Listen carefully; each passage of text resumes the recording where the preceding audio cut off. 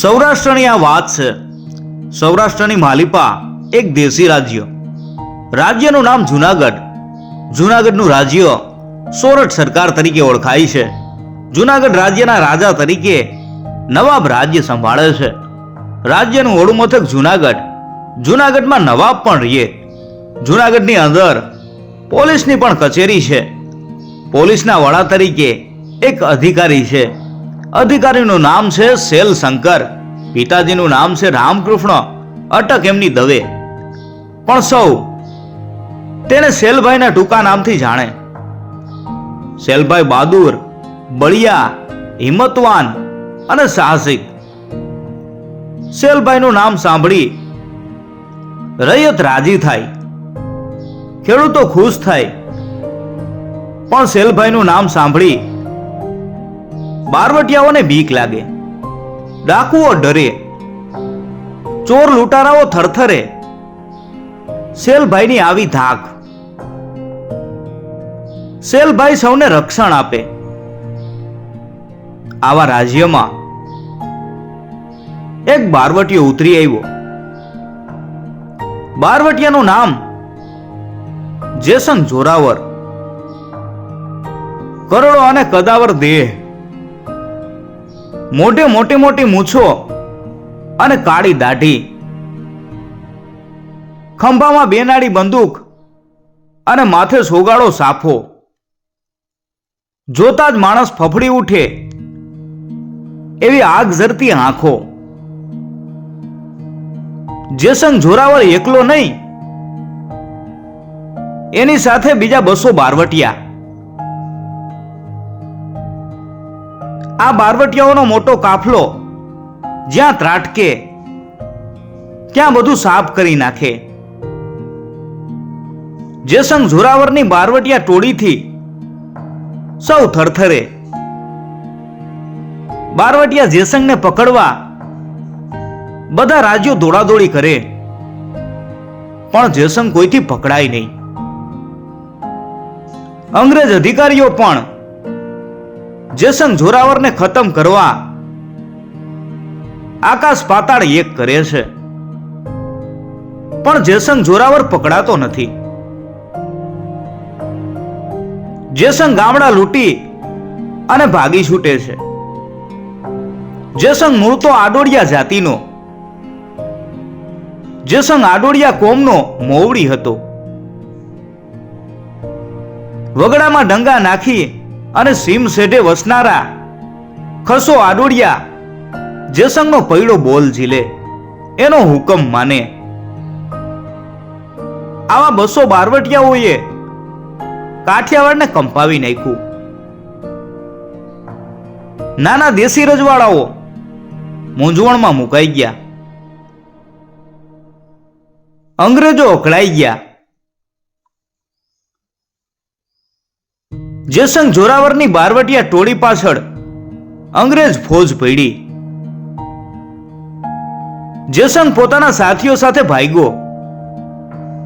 ભાગી અને ગીરના જંગલમાં ભરાણો.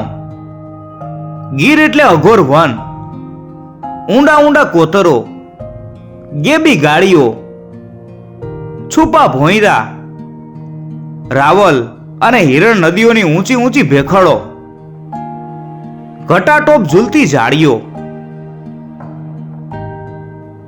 આવા અઘોર જંગલમાં બારવટિયા છુપાઈ ગયા. એક રાતે ઘોર અંધારા ઘૂંટાઈ ગયા છે. પશુ પંખી, જળ પાન સૌ જંપી ગયા છે. કાળી મજૂરી કરી અને ખેડૂતો ઊંઘી ગયા છે. એવા સમયે જુનાગઢ રાજના રતનપર ગામ માથે જેસંગ જોરાવરની બંદૂકના ધડાકા છૂટ્યા. સૌ ફફડી ઉઠ્યા, સૌ ડરી ગયા. બાપરે, આ તો બારવટિયા. જેસંગ જોરાવરે પૈસાદાર ખેડૂતો અને શેઠિયાઓના બંદૂકની નાળે ઘર ઉઘડાવ્યા. સૌને લૂંટી અને બારવટિયા ગીરના અઘોર વનમાં ઉતરી ગયા. રતનપર ગામ ઉપર સૂરજ ઉગ્યો. સૂરજના તેજ પથરાણા. અંધારું ઉચાળા ભરી અને ભાગ્યું. માણસો બહાર નીકળ્યા. સૌ ભેગા થયા. ભેગા થઈ અને ઉપડ્યા જુનાગઢ. જુનાગઢ જઈ અને ફરિયાદ કરી. ફરિયાદ સાંભળી છેલભાઈ સોંકી ઉઠ્યા. એની આંખો પોળી થઈ ગઈ. એની આંખમાં ચમકારો ઉઠ્યો. એ બોલ્યા, જેસંગની આ હિંમત. ખેડૂતો હાથ જોડીને બોલ્યા, હા સાહેબ, એને કોઈ નથી પહોંચી શકતું. બધા રાજ્યોના ગામડા લૂંટ્યા છે, ખૂન કર્યા છે, પણ કોઈથી પકડાતો નથી. પ્રજાને પીડે છે, રૈયતને રોડે છે. જાઓ, હવે હું છું અને જેસંગ જોરાવર છે. છેલભાઈના એ બોલમાં સુરવીરતાની છોડો ઉઠતી હતી. જેસંગના પરાજયના પડઘા પડતા હતા. છેલભાઈ ઉપર ભરોસો મૂકી અને ગામ લોકો પાછા વળ્યા. ગામ લોકો ગયા એટલે છેલભાઈએ હુકમ કર્યો, કોણ છે હાજર? જી હજુર કેતો એક સૈનિક છેલભાઈની કચેરી અંદર આવ્યો. ફોજને કહો તૈયાર થાય. છેલભાઈના હુકમ સાથે તબેલામાંથી ઘોડા છૂટ્યા. સૈનિકોએ ગળામાં કારતૂસના હારડા નાખ્યા. ખંભામાં બંદૂક ચડાવી. છેલભાઈએ પોતાના સફેદ અરબી ઘોડાની સરક છોડી. જાતવાન જનાવર હણહૈણું બે ડાબલા ઊંચા કરી અને છેલભાઈને સલામી આપી. છેલભાઈએ ઘોડાને બુચકારી અને પલાણ નાખ્યા. પેટનું પાણી ન હલે એવી રેવાળ ચાલે. છેલભાઈનો અરબી ઘોડો જુનાગઢમાંથી છૂટ્યો અને પાછળ ફોજ છૂટી. ધૂળની ડમરીઓ ઉડાડતી ફોજ ઉપડી. જેસંગ જોરાવરનો ખાત્મો બોલાવવા છેલભાઈએ ગીરના જંગલને ભરડો લીધો. ફોજનો ચોકી પહેરો ગોઠવી દીધો. પછી પોતાના વિશ્વાસુ અને ચુનંદા માણસોને લઈ અને ગીરના અઘોર જંગલમાં ઘોડા હાંક્યા. બારવટિયાના અડા ઉપર પહોંચી અને જેસંગ જોરાવરની ટોળકીને પકડવી હતી. પણ આ તો કઈ જેવો તેવો બારવટિયો નહોતો.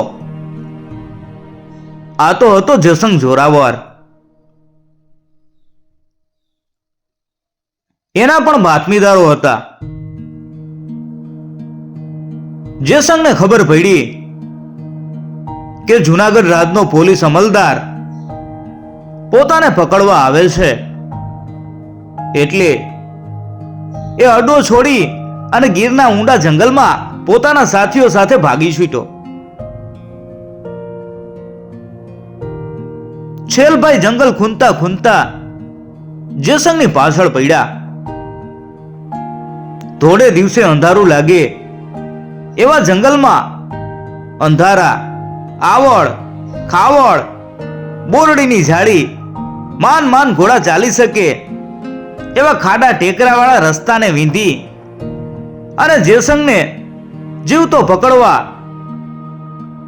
છેલભાઈ સાહસ કરી રહ્યા છે. ત્યારે જેસંગ પોતાની ટોળીને લઈ અને હિરણ નદીના પટમાં પોરો ખાવા બેઠો છે. હિરણ નદીના પાણી જ્યાં બારેમાસ વહેતા રહે છે એની ભેખોડોના પોલાણમાંથી સાવજોની ત્રાળો સંભળાય છે. વીંજાતા પવનોના કારણે કોતરોમાંથી ડરાવણા ઘોર અવાજો ઉઠે છે. આવું ઠેકાણું જોઈ અને જેસંગ નિરાતે બેઠો છે. એને એને મનમાં એમ છે કે આવે ઠેકાણે કોની મગદૂર છે કે આવે. ત્યાં તો ભૂગ્યો રૈયતને રહેસનારા બારવટિયાઓનો કાળ સેલ શંકર દવે. બારવટિયા ફટાફટ પથ્થરની શિલાઓ આડે સંતાઈ ગયા. શિલા આડેથી જેસંગ બારવટિયાએ પથ્થરની કેરીના ફાડિયા જેવી આંખ માંડી. સામે સફેદ ઘોડા ઉપર છેલભાઈ દેખાણા. છેલભાઈએ ડણક દીધી, જેસંગ જીવવું હોય તો શરણે થઈ જા. જેસંગે સામો પડકાર કર્યો, કોણ છે તું? છેલ શંકર કહે, તારો કાળ. છેલભાઈનું નામ સાંભળતા જેસંગ જોરાવરના મનમાં બીક બેસી ગઈ. સામો મોત દેખાણું પણ મનને મજબૂત કરી અને જેસંગ બોલ્યો, શરણે થાય એ બીજા, આ જેસંગ નહીં.